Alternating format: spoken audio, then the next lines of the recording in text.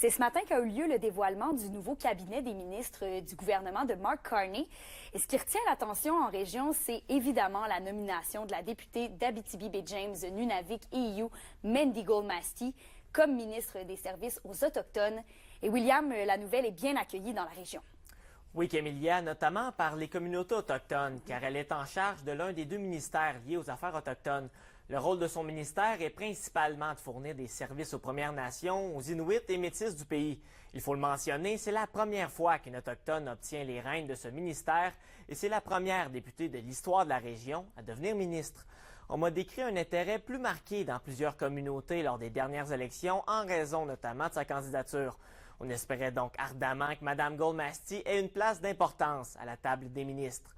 Le chef de la communauté de Lac-Simon, Lucien Wabanonik, souhaite que sa députée serve de lien direct entre les communautés autochtones et le gouvernement fédéral. Je vous laisse l'entendre.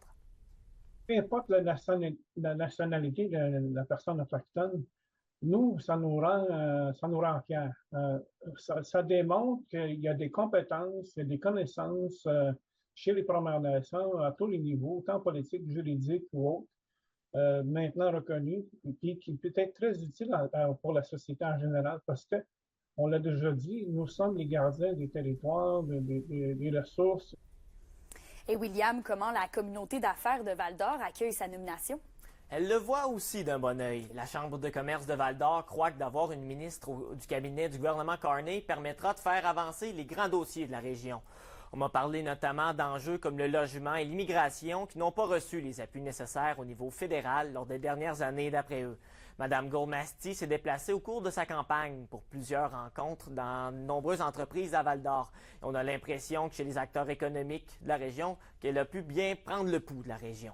La Chambre de commerce ne croit pas que la ministre manquera de temps pour s'occuper des enjeux régionaux.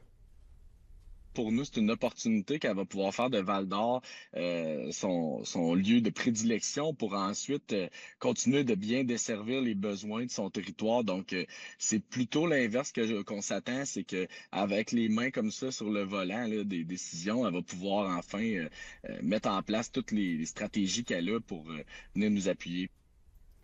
D'ailleurs, Kémélia, lors de son assermentation, la nouvelle ministre s'est exprimée qu'en anglais. On a voulu comprendre pourquoi, mais l'entrevue que nous avions avec Mme Goldmasty a été annulée par le cabinet du premier ministre Carney, pour une raison qu'on ignore. Bon, espérons pouvoir lui parler très bientôt. Merci, William. Au plaisir.